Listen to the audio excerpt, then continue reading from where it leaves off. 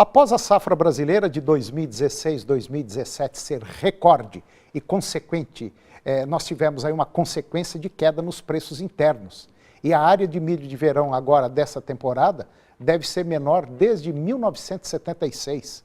Segundo pesquisa do CPEA, além da menor rentabilidade com a cultura na última safra, a queda na área da safra 2017-2018 está atrelada ao atraso na colheita da soja em algumas regiões brasileiras. Apesar disso, o alto estoque de passagem deve manter elevada a disponibilidade interna do cereal.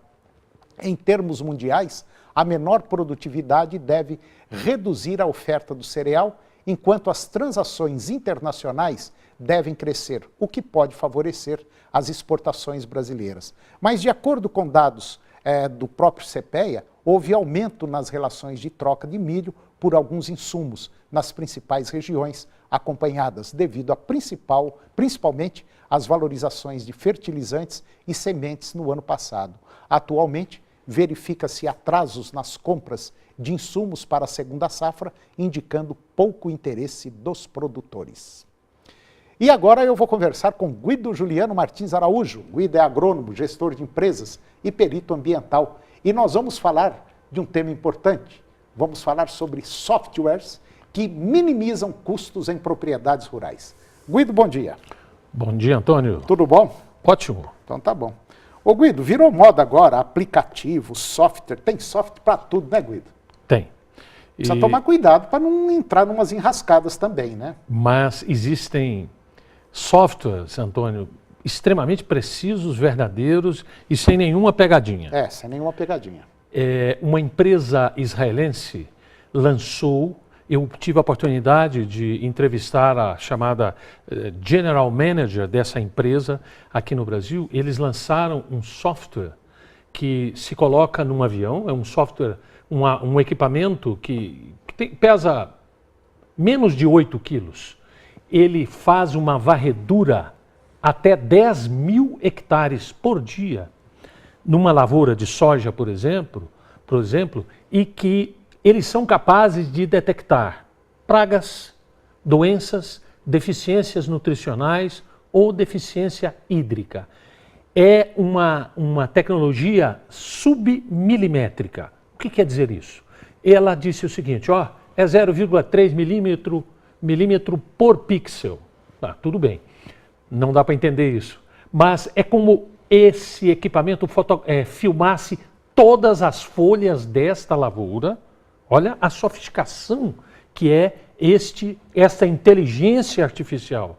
E se surgir alguma doença, não é o engenheiro agrônomo que vai diagnosticar, é a inteligência artificial. Vamos supor que numa folha tenha uma parte com a ferrugem asiática e a outra com uma lagarta, a Helicoverpa armigera.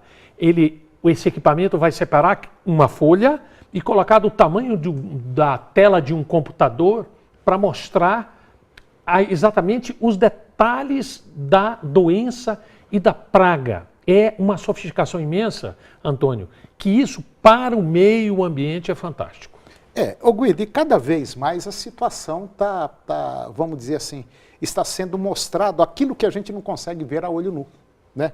Por exemplo, você pega numa lavoura, é muito comum, por exemplo, um produtor hoje de soja ou de milho, pelo menos a maioria faz isso, ele generaliza, deu um problema às vezes localizado, ele passa na lavoura inteira, gasta um dinheiro absurdamente grande, às vezes numa infestação que está só localizada, né? Joga adubo, por exemplo, em toda a área, sendo que em algumas áreas poderia ter jogado menos. Quer dizer, hoje nós temos softwares que detectam tudo isso, né, Guido? Exatamente. O que vai acontecer financeiramente? As lavouras terão custos menores porque essas aplicações de agroquímicos, elas são muito caras, são muito custosas. Então, essas aplicações serão localizadas, como o Antônio disse, né? Elas serão muito mais eficazes, então o agricultor terá uma lucratividade maior e o meio ambiente agradece, porque como o Antônio disse, você não vai aplicar, vamos supor, um inseticida na lavoura toda que vai mudar aquele ecossistema, vai matar abelhas, insetos, outros insetos polinizadores. Não, você fará uma aplicação localizada, mais barata e ambientalmente correta. A Bayer lançou agora, recentemente, um software que você, através de um drone, você voa toda a área de soja ou milho, seja lá o que for, né? E você consegue detectar, por exemplo, a quantidade de ervas daninhas que tem nessa área plantada e os diferentes tipos de ervas daninhas. Então, às vezes, você identifica só um tipo e passa um determinado herbicida. Vai matar aquele, mas não vai matar o outro. Aí você tem que jogar um outro herbicida para...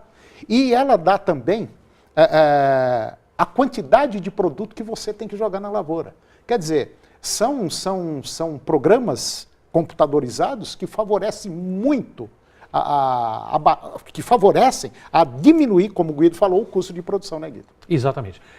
Semana passada, o Ricardo Amorim deu uma entrevista, ele deu, aliás, uma palestra aqui em Goiânia, mostrando exatamente assim, o avanço do agronegócio no Brasil, que é uma coisa fantástica, e essas tecnologias agora da inteligência artificial, a internet das coisas, isso vai melhorar absurdamente o Brasil na questão do agronegócio. É verdade.